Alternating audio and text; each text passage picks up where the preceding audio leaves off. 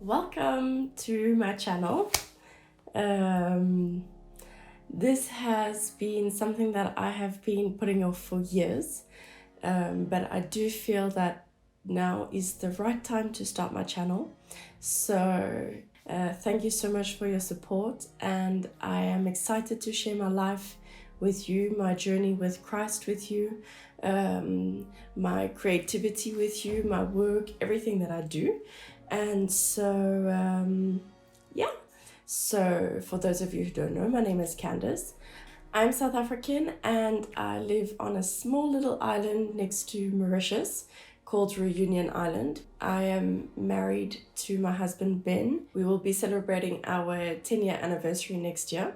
We have a little girl who will be turning 4 this year. Her name is Mia. And so when I moved to Reunion Island, I had to learn French. So if sometimes you hear a little bit of French popping out, that's because it is now my second nature, my second language as well. So yeah, while thinking about this channel, I was not sure what video to start with. I thought the best place to start would be to share with you a bit of what I've been through and what God has brought me through, so that you have a little bit more of an understanding of who I am and what God has done in my life. So yeah, I grew up in South Africa, obviously, and in a small town called Ballito, which is on the coast, close to Durban.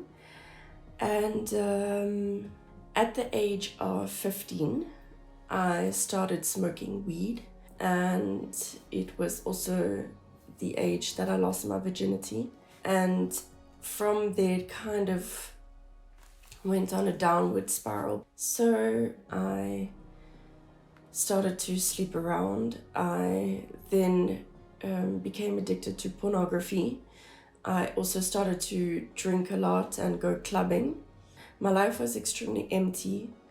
I had no value for myself.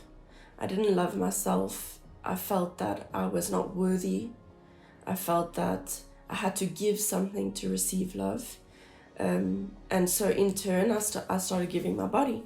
I started to think that if I gave myself physically to somebody, they would love me. They would fulfill my need emotionally. And so with each guy that I gave myself to, I would lose more of myself. I would lose more of my self-worth.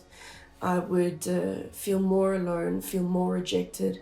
And it's crazy because we do those things to be accepted, but in the end, we just end up feeling more rejected.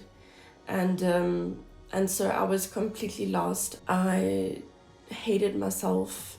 And so yeah, I was addicted to smoking. I was addicted to pornography. And every weekend was just about the next high, in a sense. So whether it be clubbing, whether it be meeting a new guy or something like that, I was always searching. And at the age of 18, I was in my final year of school. I was dating somebody at the time, and one of his friends said, "Hey, I go to this church, why don't you come with me?" So he went to the church, and he said to me, "Yeah, I went to church that night, and why don't you come with me next weekend?" So I also didn't ever know how to say no. I wanted to please him and stuff, so I said, "Okay, I'll come." And so I went to church, and it's crazy because I don't remember what the message was. I don't remember anything besides the fact that I felt Jesus's presence and I knew that he was real. So right there and then, in my chair, I can still remember where I was sitting, and that's crazy. I think it was in September 2009. In my chair, I said, "My heart is yours." Because in all of that searching, I had finally found someone that was filling a hole in my heart that I didn't realize was so deep, or realize was there. And from that time, God did some really powerful stuff in me to restore my heart, to heal my brokenness, to reconcile me to his heart. And through the years, he has restored my identity. He's restored my self-worth, my value, the love that I have for myself, and accepting who he's made me to be, because he doesn't make mistakes. And we so often doubt about everything that's inside of us, and we hate and we compare and we want to change. But God doesn't make mistakes. Every single thing has a specific purpose, and everything inside of us has a specific purpose. And so I went through a process of forgiving myself as well for everything that I did, everything that I had been through. And one day I was in a Christian library, and I was going through some books, and I was like, oh, well, what does my name actually mean? And the crazy thing about my name is that at birth, my mom wanted to call me Monique, because that is my grandmother's name. And my dad said, no, we're going to call her Candace. And so I was there in the Christian library, and I looked up my name, and all of a sudden, when I read the meaning of my name, I realized even more intensely how God is there from the day that we are born, from the day that we are even conceived, before we were even conceived. And everything is detailed. God is a God of detail, and he's personal. And when I read my name, it meant purity. It meant white as snow, which means that no matter what I had done, no matter what I had been through, God washed me white as snow. He made me pure because his blood cleanses. And so when I was sitting there on the floor in the library, it just hit me like a ton of bricks, because whenever I see his presence in a small thing, I'm reminded even more of his existence, even more of his love for me. So that was extremely powerful for me, knowing that what I had been through, I felt dirty, I felt unworthy, I did not feel pure at all.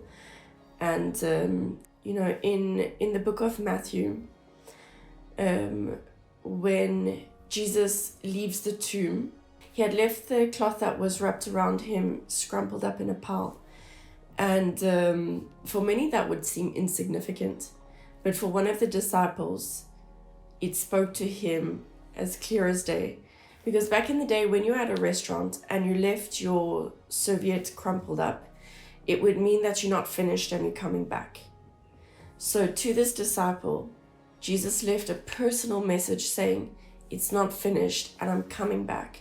And that's what he does to each and every one of us.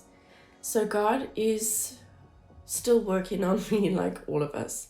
He works on us every single day. And I'm just so grateful that no matter what, his grace is enough for me. Grateful to be where I am today. I won't regret ever submitting to difficult processes.